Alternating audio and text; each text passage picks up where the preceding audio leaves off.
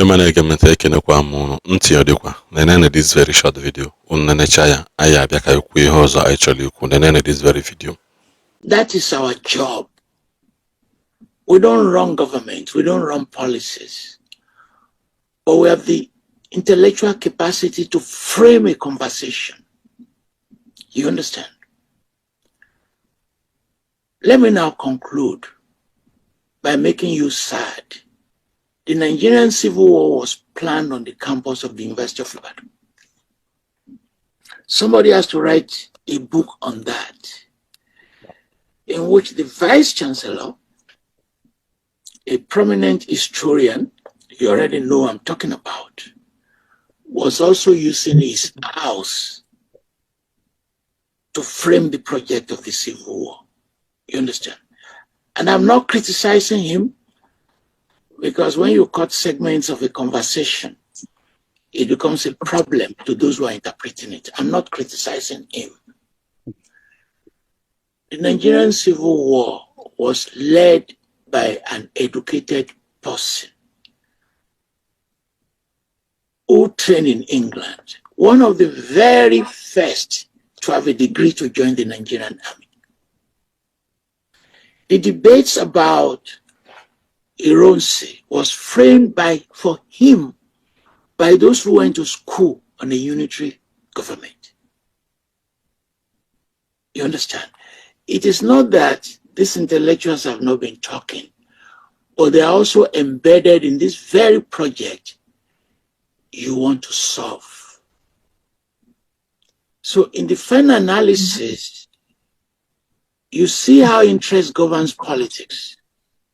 And as interest drives politics, the very fact that you have a PhD doesn't mean you will think the way you are talking about. Thank you very much. I'm Amnifugo Nyabo Obele video. Unu mana mkpụrụ ụbọchị ịtọ ma ịbụ gara aga ihe na-ewu na nwoke be anyị si na egbulili ya Mazi Nnamdi Kanu. Ọ bụ na egburu Mazi Nnamdi Kanu na udo amanchi.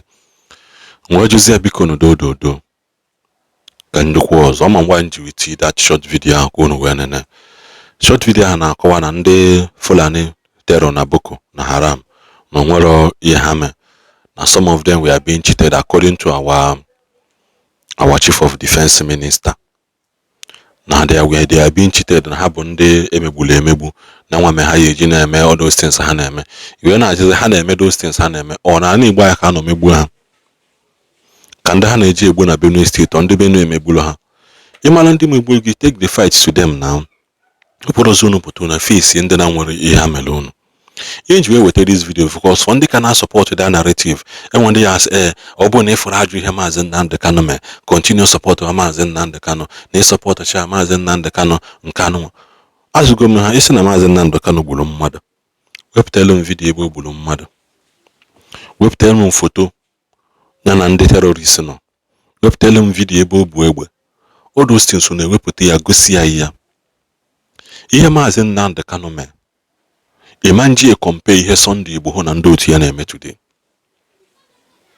You may not really understand or really appreciate the ways we put out his message because na gịnị me ndị ba ya nara anụ okwu na nwayọ Igbo nara agba ọsọ mmiri n'oge ndị ba ya nara anụ okwu mmadụ gwara ha nwayọ ndị ba ya na like gbidi ịsụ ha iti ha pịa ha ihe ka ewu before ha ekwe na anụ ihe na-enwu mgbe Mazi Nnamdi Kanu na-ezi ozi ya 10 years ago 80 years ago, 10 years ago, 15 years ago, enwero ndị a na-ekwu okwu today, enwero ndị na-pay attention to it. Somebody like me, anara ma egi ntị mgba.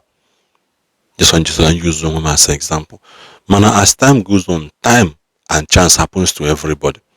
Yotago, the more you need to pay attention to some certain things, ina ama nke bụ eziokwu n'ime ya. Ikwesị ka mmadụ wele anger of 20 years ago wee na control ihe ma today. Onwe ihe mmadụ kwu ịghọtara phone the social media the recharge data 600 naira 500 300 a browser mali ha so that ke malo so that mmadụ apụta na echi wee ghọgbuo gị sị gị na ehi ekwete na wale na obi gị mana ihe anụnwa na-ekwu na ekwetere ya nwoke anụnwa na-ekwu na egbuli Mazi Nnamdi Kanu ihe abịakwa ka ị nawa because na akpacha ha anya ihe bụ Mazi Nnamdi Kanu ụzọ wee nwụ Yekwa je jụọ ese ndị niile sisi gbuo Mazi Nnamdi Kanu ha dị 2015 anwụkwana. Ya bịa ka ị bịa join ba ha. Because from ihe mmadụ ya emegide gị n'ụwa isi na ọsọ igbu elu gị onye dị otu a. No egbu ha na ya ka udo wee chi ya. My brother, ị na-eme a very big mistake. You are going to make a very big mistake, man.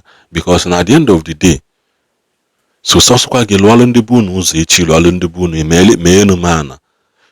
will remember you for equal no, not a him element. I can equal moon.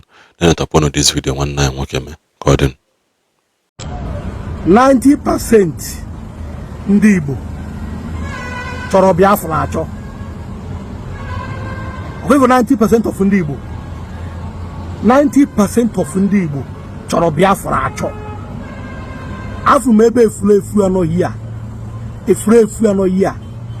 Si na Federal Government of Nigeria bugakwa narị ya Mazi Nnamdi Kanu anasarị ya mbara.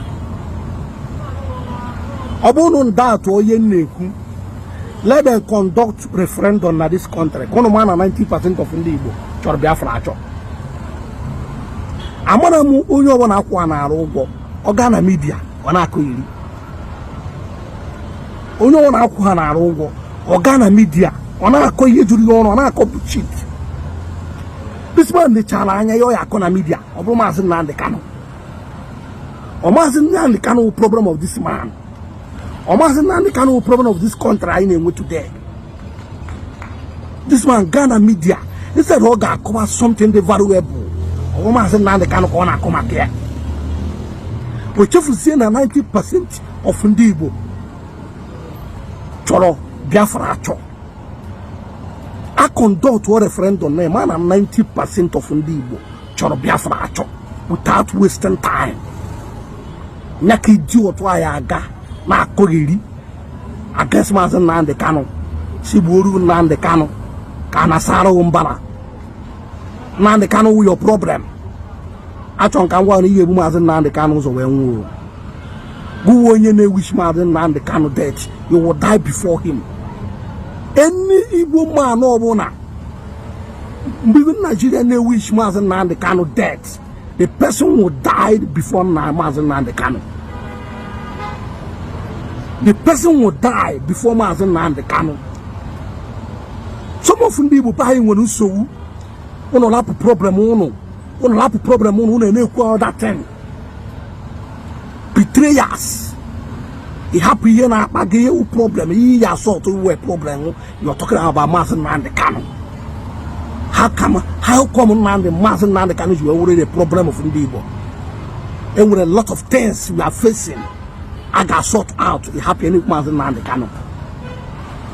Second door to a referendum, a man Mazi Nnamdi Kanu you win here. If you 90% of ndị Igbo chọrọ Mazi Nnamdi Kanu, chọọ Biafra achọ. If you from mother, oje free for ya akọ kọchi cheki yo ya akọ, ọ maka Mazi Nnamdi Kanu ka mo ya dị na-akọ iri na media.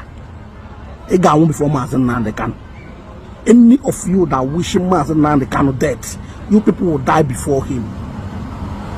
On na-akọ erisi. Wagono ya ono na-akọsi kedu ihe federal government of Nigeria megoro ono. Nigeria ono na-asọkọsi. Wagono benefit of ndị Igbo na Nigeria country anyị na-ekwudo. Can the benefit of ndị Igbo na Nigeria country anyị nọ since?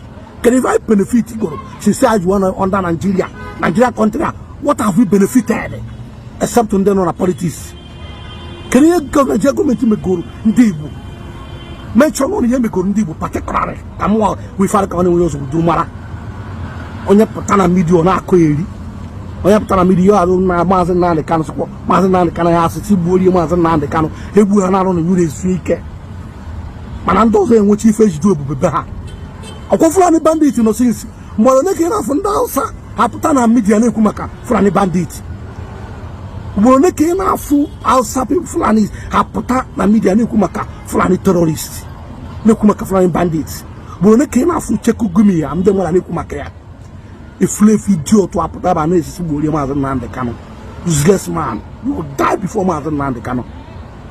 You will die before Mazi Nnamdi Kanu. Mumuman. Onye pụtakwa wuru Mazi Nnamdi Kanu China. Pụtakwa Mazi Nnamdi Kanu China. Onye akwụrụ ụgwọ Mazi Nnamdi Kanu China. Ọnwụ ya egbuchi unu China n'elu fulefu. Ọnwụ ya egbu unu China ile. Oke unu egbu bụ ewu che death. When I want before him. Dala.